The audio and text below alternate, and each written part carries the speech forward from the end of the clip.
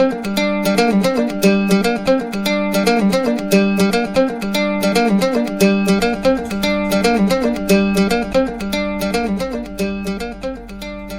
and gentlemen, this is Thrice with LILT Radio and Thrice's Download, coming at you with an LILTradio.com interview with Natanhna Morales, one of the keepers of the secrets.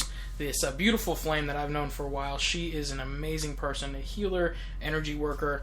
You know, I'll let her tell you kind of what she does. So we're just going to do a brief little interview of an introduction with her, and then we're going to probably just go on a little ramble because we have so many fun topics in the world that we know most of you probably aren't talking about or getting to talk about or even know people to talk about it with. Because sometimes you can feel isolated about this stuff. Right, Natanhna? Yes. Yeah. So, Natanhna, tell us a little bit about yourself. You know, what do you do? Who are you? Oh, that's a loaded question. What do? I deal with myself every day. I deal with emotions every day, and I know what it feels like to fucking just be crazy and trapped and stressed out. So I like to take care of people. I like to help people. I'm definitely a doer. I get things done, so I don't seem like I need a lot of help for the most part, but that's not always true. So I do massage, I do energy healing, I do empowerment soul coaching sessions, and I'm going to be starting play shops with people, workshops for inner child sexual trauma healing. Awesome, and I love that word, play shops, because that's actually, I'm big into martial arts, you know that, and I don't like even saying the word sparring all the time, and I don't like fighting at all. I like playing. You know, it's like, you want to play, let's play. Somebody might get hurt, though, you know, because that's just, you know, what happens. But playing is just, it opens up this whole aspect that we really are children, you know, and that's a firm belief I have. But that's pretty awesome. So, with these play shops, I mean, what are some of the things that you're going to be working through? Like you said, sexual trauma. Yeah, so just for example, the inner child sexual trauma is one play shop together. The whole point is to go through the chakra system, essentially. I'm giving away all my secrets, I know. But to go through the chakra system, essentially, and to do it through play. So you start with being open and vulnerable by just playing, and you're just having fun, you're just getting lost in yourself, and then all of a sudden we're open, right? We have that little kid that's, okay, this is cool, I'm enjoying this, and now we're going to do something emotional, something connective, something to hit you hard, you know, to push you through whatever it is that's blocking you in that area particularly that has to do with your childhood. So this would be geared towards people who would have childhood trauma, essentially. Right. This isn't somebody who wants their chakras balanced, blah, blah, blah. This is somebody who really has some fucked up problems. They need some help. They struggle. They have sexual trauma. They have relationship trauma, money trauma, physical body issue trauma. All of these things are linked to the inner child and the root chakra, which, you know, that's where the babies come from. So, I mean, you know, it just makes sense to start there. So once you go through that, then we go into the sexual trauma, because we've done work through that child. The child feels safe now. The child's protected. The child's balanced. So now we're going to be the adult. Right. We're going to come into the moment of being the adult that we are now, if you are, and we're going to feel empowered in the fact that we let go of that stuff. We're somebody new, and we're here now, and we're taking responsibility. And so we're just going to work through basic self-help tools, essentially, to do that. Well, and that's what I've said before, like, a lot of the stuff you do different practices than what we do, me and Samantha. But it's the same concept. Yes. It's that self-help. And going back on that, you were saying, if you just want to balance your chakras, this isn't for you. But you do, if I'm not mistaken, you will help people balance chakras. And that's some things they can expect from you on your vlog or on things like this, a podcast. Completely. I mean, using the term balancing your chakras is really loose-lipped, open-ended. I mean, there is so much more to balancing, yes, I'm using finger quotes as I say that, your chakras, because, I mean, this is a spiritually DNA genetic lineage type of a thing that's linked to the physical body, the mental body, and the spiritual body. You know, it's not just like a poof and you're clean, you know. I mean, you can balance yourself, but that's more of a personal journey. Well, and it's interdimensional. So, you know, it's not the concept of just one I mean, we constantly are immersed in the physical material, and we're so blinded by it, when if you just try, you can feel there's so much more. And I don't use the word try, so we're going to allow ourselves. Yeah, hey, I love that. Allow ourselves. That's a really good term. If you guys didn't catch that, stop saying try to say allow. Remember how I'm always talking about words. You know, when it comes to the magic of words, it's phenomenal. I had one really enlightened individual tell me, if you really want to understand reality, go to the root of the words. And it didn't dawn on me until I was watching this video last night, and we were talking about this a little before, mushrooms. We were talking about the video was talking about the fact that Mary is a derivative from marine, or I think it's Mari, which is the ocean.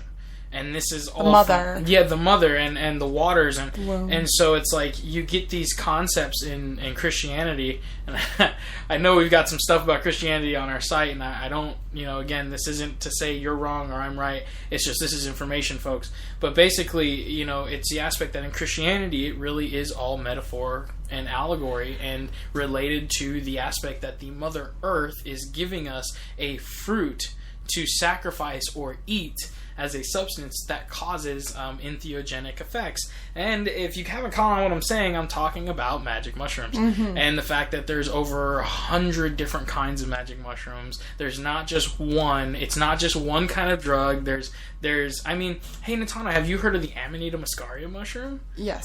Do you know what that is? Is that the red one? Yeah, the one in Super Mario? With the white dots? Yeah, that's everywhere. Yeah. Do you know anything about that? Just a little. Would you like to inform our listeners? I'll share. The only thing that I really know about it is my Christmas story I was telling you about, essentially. Right. So Christmas, going back here to religious ties, I guess.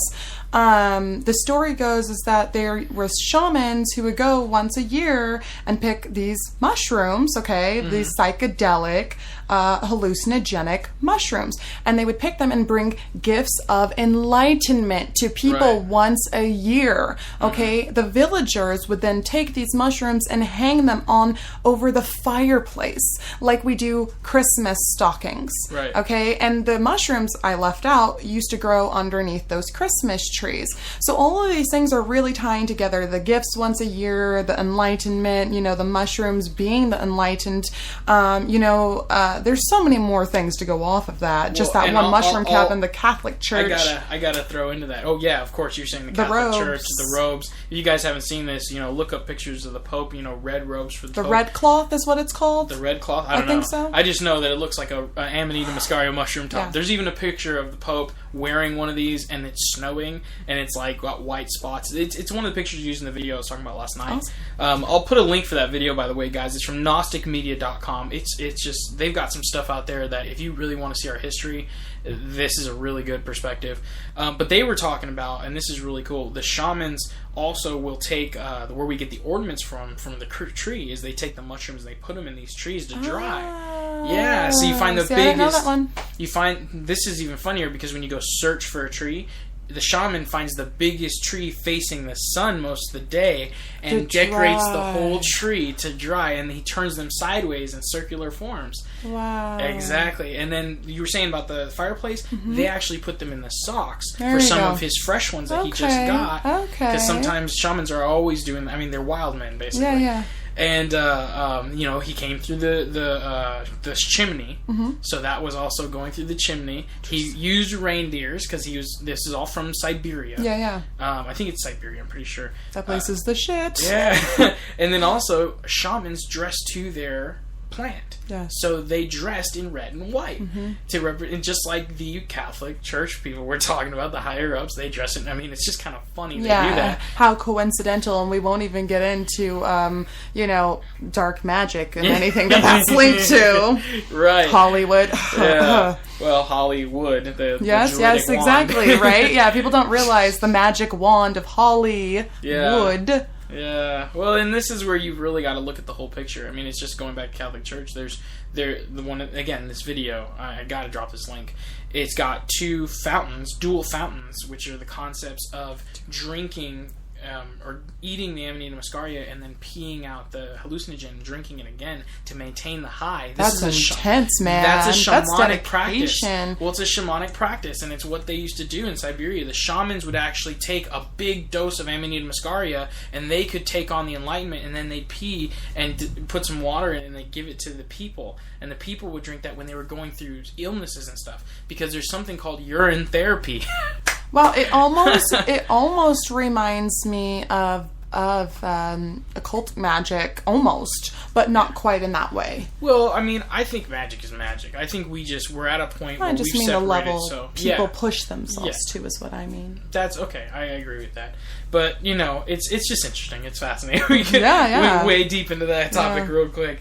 But it's really transcendental when you look into this entheogen aspect. I mean, one picture I saw that really affected me was a picture of Jesus. Well, two pictures. Picture of Jesus, and it was showing the white and the blue. Like he had white underrobe and a blue overrobe, and it made me kind of. And what they were saying was psilocybin is white. Psilocybin cubensis mushrooms have white stems, and they bruise blue. And most of Jesus' stuff is like white and blue, red and blue, and it correlates with different mushrooms and the colors. There's even psilocybin mushrooms that are white and red, like the tops are reddish, not like Amanita muscaria, but different kind ones. Of like the gold ones. And they bruise blue, So it's very interesting when you look at hundreds of different species. Yeah. But one of the biggest things, this picture had like this cauldron-looking thing under him, and I was telling you about this before. But it had the Amanita muscaria, what looked like the Amanita muscaria mushroom, then what looked like a psilocybin mushroom, and then this other plant. I don't remember what it was called, but it's like a balancing plant that helps you enhance the psychoactive effect. Kind of like ayahuasca almost. Yeah, and then it had opium for stopping the fear. And it's just like that was underneath. And it was very interesting. I really want to find where this, and if you're listening out there, you know where this is from, please email me, thrice@liltradio.com. But I want to find this tablet that has all these images and figure out, really find out where it's from, what year it's from. Yeah. Because I think it's a Gnostic tablet, and it'd be really cool if it was from, back when, supposedly Jesus was around. Yeah. But that's always been something so fascinating is the culture of the world and how we're coming to this new culture, uniting once again, almost like Atlantis or something. Well, that's the whole reason that I'm doing my business, actually. It's funny that you mentioned it, because, I've never even talked to you about this. Right. Of course people do businesses to make money and to sustain themselves and do stuff that they like. But really, this is a higher calling, a calling of something that I can't stop, a calling of something that I can't turn off, something that I can't shut the fuck up in my head until I do it. Well, and if we could do, it's just like LILTradio.com, or Life is Like Training for us, and the whole aspect is, if we could do it without having to make money, that would be ideal. But, we have to make money right now. There's no other aspect to society where we don't have to make money. It's just like this until continuous. We change to a trade and barter, system. Right. And, I don't know how soon that's going to happen. I don't know. I'm really optimistic. Be that the Aquarian side of me, you know what I'm saying? But I'm totally down to tell people that I so am in the space that I have to force myself to take care of me, that I'm like, screw getting paid. If you have services that you can trade me that I need in the moment, I'm more than willing to trade with you, just because I don't have to get paid all the time if I'm taking care of myself. I don't need to go out and buy things if I'm taking care of myself. Right. You know what I mean? I need food. Yeah, that's cool. If you want to give me food too, I take fresh organic food, no GMO, local, by the way. Right. But I just want to make it to where I can support the community and the community can support me. I can support the community by giving them a product that they can use over and over and over and over and over. Well, that is community, though. That's my point. I'm making my business a community. Right. Well, and I think that's where we all need to start going with our business, whether you're a handyman or a plumber, or even a carpenter.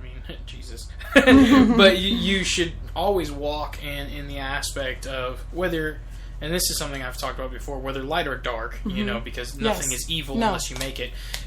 Whatever path you walk, you have to choose to be you and accept the fact that individualism only does exist in the aspect it needs to exist in this reality. You know, you're not really an individual, but we are here. Mm-hmm. So if we're here now and we're separate in an image form, we're supposed to be for a reason. Exactly. So, and it's okay to know that we're not this, but you can still exist here for the time being. Exactly. The time